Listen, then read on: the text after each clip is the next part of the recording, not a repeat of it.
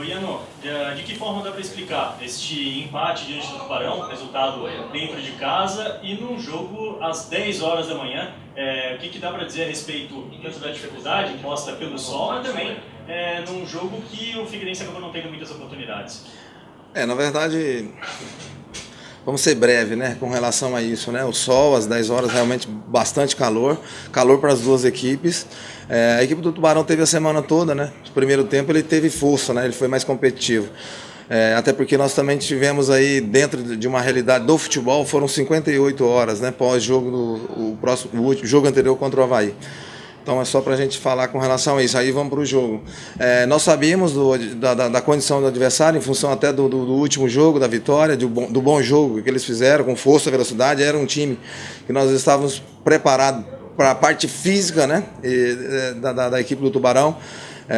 Só que foi uma equipe onde a gente pecou em alguns encaixes de marcação. A gente sabia que o adversário tinha uma situação previsível, né, que era o 4-2-3-1, sabíamos da manutenção do meia, sempre por dentro, sabíamos tanto o Júnior do lado esquerdo e o Ratão do lado direito, e o Reiteria, que era jogador de ataque, seria mais ou menos isso, e foi isso que aconteceu durante tanto o primeiro quanto o segundo tempo. As substituições também foram nesse sentido que a equipe do Tubarão fez.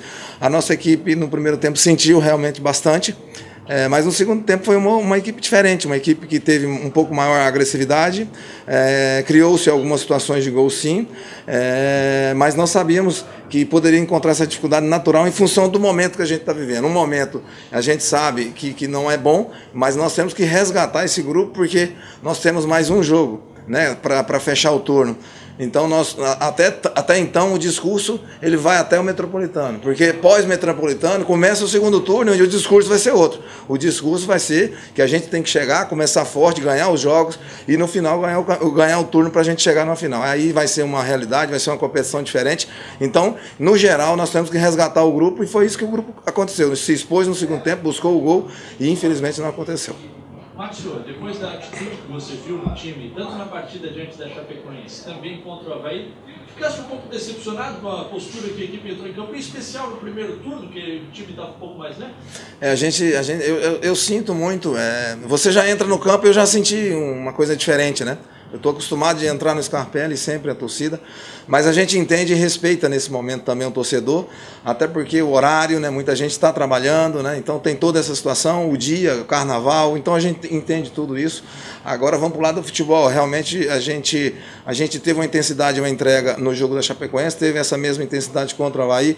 Hoje também dentro de uma realidade, se a gente for analisar primeiro para a segunda etapa, o segundo tempo a gente foi uma equipe mais forte, se você for analisar até mesmo em função que o Tubarão não jogou a semana, praticamente só trabalhou, treinou, e nós não, pelo contrário, nós fizemos o jogo na quarta-feira, meia-noite, e já tivemos que fazer esse jogo. Então, as dificuldades, como eu falei antes, as dificuldades a gente sabe melhorar, nós sabemos que temos que melhorar, buscar algo diferente de alguns atletas, né? Porque a gente já passa a ter uma leitura melhor dos atletas que nós temos, e o segundo turno é como eu falei para vocês, aí é outra situação, é a cobrança, é ter que ganhar os jogos, é ter que ter uma equipe competitiva para ganhar o turno. Isso aí é a realidade que nós vamos encontrar para o segundo turno.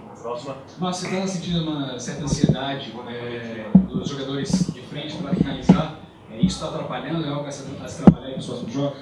Na verdade, foram atletas que pouco marcaram na competição.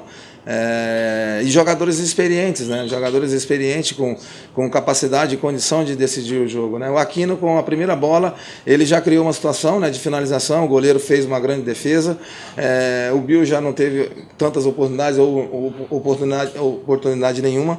A entrada do Índio foi para que a gente pudesse ganhar um pouco mais. Nós estávamos perdendo muito a primeira bola, nós estávamos tendo muita dificuldade com a segunda bola. O gol deles aconteceu mais ou menos dessa forma, né? Era uma bola de lateral, bem aqui na intermediária.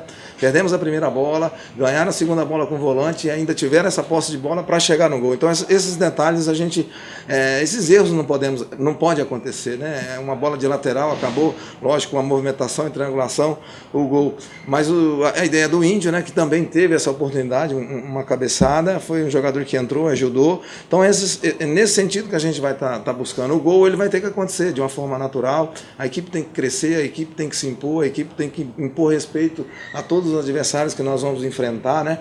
É por isso que eu falei para vocês, é muito importante esses jogos que eu estou aqui hoje, nesse momento, é muito importante o jogo do Metropolitano, porque depois acabou. Aí vem realmente o segundo turno, que é outra realidade. A gente vê uma dificuldade aqui. Uma dificuldade incrível do Figueirense, da bola chegar lisa para o atacante, chegar a empurrar, sabe? E não é só na sua chegada, também isso estava acontecendo antes, para ter uma ideia. O Bill, que foi um artilheiro na Série B passada, fez 15 gols pelo Ceará. Certo. A bola não está chegando lisa para ele. E o Bill é esse jogador que todo mundo conhece da finalização. Certo. O João Pedro, ele está tentando fazer, só que é aquela história, o garoto que acabou de subir, está sendo lapidado. Aí eu te pergunto por que é que o Figueirense ainda está com essa certa dificuldade de fazer com que a bola chegue gostosa ali para o atacante colocar para a gente discute, a gente fala algumas situações. Você começa um campeonato e com bastante jogos acumulados, né? E aí acaba o resultado não acontecendo, e aí você, manutenção de treinador, acaba trocando, né? Aí vem outro treinador para mudar essa situação.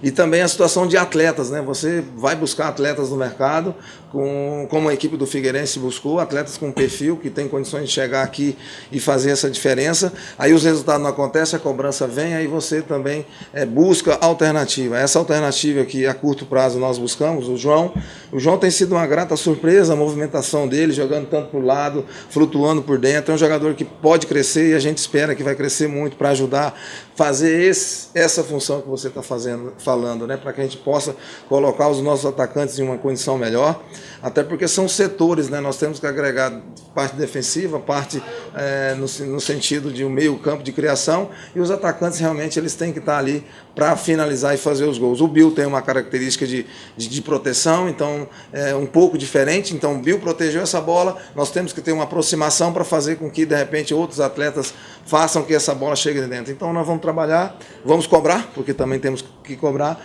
para que isso aconteça e os gols comecem a acontecer. Não somente o Juliano atuando improvisado na lateral esquerda, mas também a situação agora do Marquinhos, do Zelov e também do João Paulo. O Figueirense pensa em contratações não somente para a Série B, mas já para o retorno do Catarinense?